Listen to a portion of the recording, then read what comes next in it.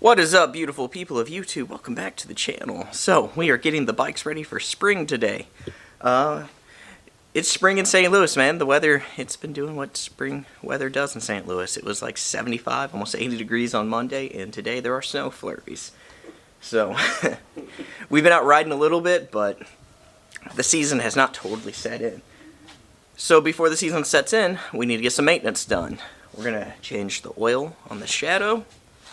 Then after that, we are going to change the oil on the chopper, but we have to fix something while we do that, and I'll show you guys that. I didn't put a drain line in when I built that, so we're going to have to cut the feed line and put a little drain line on that. Easy fix, as well as I'm going to share some woes I had in the last week with the chopper with you guys. And then Rhonda, my beautiful Indian Roadmaster, who is absolutely filthy and has not been rode in almost 5 months, is going to get new rear brakes, and we need to get that bike cleaned up. She has been sitting neglected, as some of you have pointed out in comments. So, we are not a Harley-Davidson channel. I know there's been lots of work with the two Harleys, but we love all motorcycles here. So, we're going to get Rhonda on the lift today. And all the bikes get started on the regular, but Rhonda has not left that position in 5 months almost. And all the bikes are on trickle chargers, so I know she fires up, but she has not been ridden or anything since December. So, alright, I guess let's go over here and hop into this oil change. We've already warmed this bike up, and I went and bought an oil drain right here that does not even fit under the bike. So we've got a bowl under there that we're going to drain the oil into. And then I guess we'll pour it in there. So enough yap. Let's get into the work. Alright, so we already have the engine warmed up. Go ahead. Break this drain plug loose. It's a 17. I didn't put on any gloves because I'm an idiot. Which I guess there's still time. Grab me a pair of gloves before I cover my hands in oil.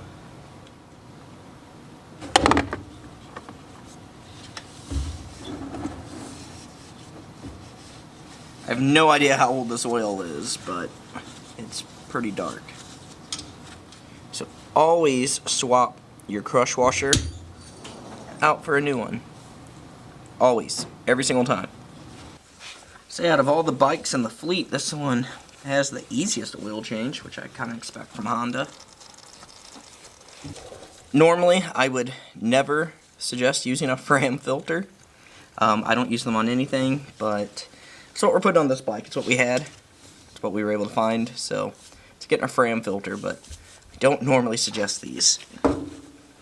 Hand tight. Do not tighten your filter with this unless you want bad things to happen to your entire family, because that's what happens to people who tighten filters with oil filter wrenches. Bad things happen to their family. So what you want to do now is take the nastiest funnel you can find, but clean the inside out, because we're not total heathens here. And stick your disgusting funnel right in your engine. And then take the cheapest oil you could find at Walmart and pour that into your nasty funnel. Because that's what I'm doing. And you should desire to be just like me. We're using Walmart full synthetic motorcycle. Make sure it's motorcycle oil. Make sure it's a Jazo oil. Otherwise it will destroy your clutch. So you want Jazo oils on your motorcycles. Here it goes. This is actually better oil than what I put in my Indian. My Indian gets Rotella. Not even T6, it gets T4. Oh boy. So we'll put 2 quarts in, start it, and then top it off. Let's see. The Indian made it all the way to California. So. Hey, that Indian has gone coast to coast on Rotella oil changes. So don't knock me for running cheap oil in my Indian. It works. Some say use a pocket screwdriver. Just use the tip of your dipstick. Yeah. I mean, hell. I actually like to find like the nastiest screwdriver in the shop and just poke that Yeah, right in there. just poke it right in there. It's a Honda. Let's be honest, you could put no oil in this I'm sure. and it'll be fine.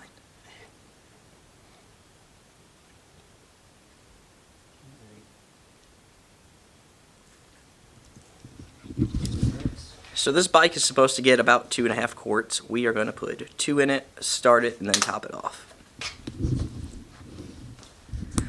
But the oil change on this bike is done, so now we're going to get that one off the lift, and I guess we'll do the rear brakes on the Indian next, and we'll finish up on the chopper. So I will be right back with you guys in just a second. Alrighty, so we've got the Indian on the lift. That was a job and a half.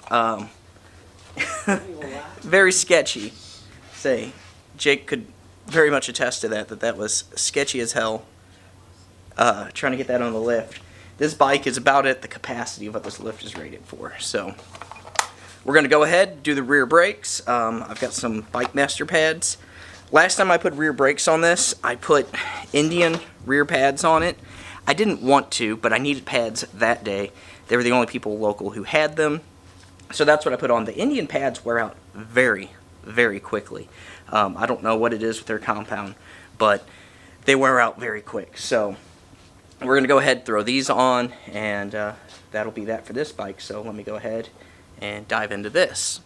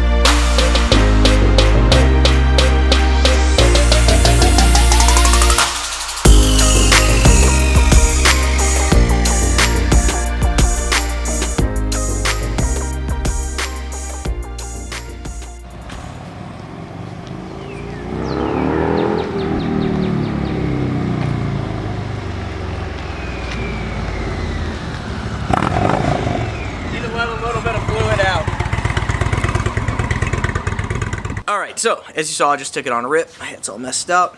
I was an idiot, didn't ride with any gear, but you're adults, make your own decisions up on that. I have like no pedal travel, and that's because these pads right here are a lot thicker than the factory pads. So I'm just going to open the master, let a little bit of fluid out. I'm not going to show that to you guys, but that will restore a little bit of travel in that pedal. And we got to run down to the parts store real quick, and when we get back, we're going to fix the chopper and get everything finished up. So I'll be right back. Alright guys, so chopper is on the lift, it's draining. See our little contraption, I'll explain that in a second. But before we do that, I want to show you this. So these are the rear brakes that came off the Indian. I go through about a set of rear brakes every year, and that's because I do a lot of mountain riding. So in the mountains you do a lot of trail braking, and I ride very aggressive.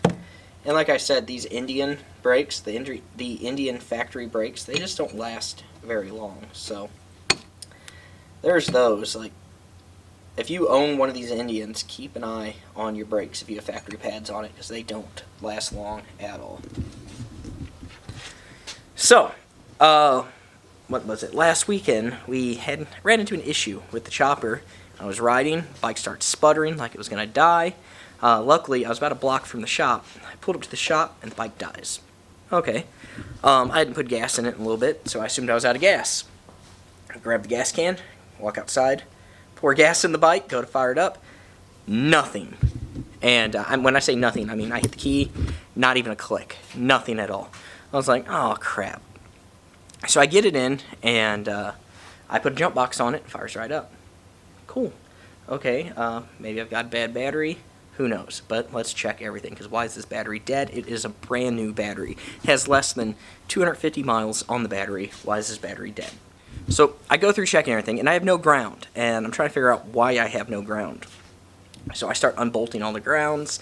I start grinding paint off, regrounding, and I still have no ground. What the hell? And I found this out after I went through and tested some other stuff. I checked the stator. The stator seemed to be putting out good voltage, but it was a little bit inconsistent. And then the regulator, I went and I pulled the regulator off of that Sportster, and I put it on this one.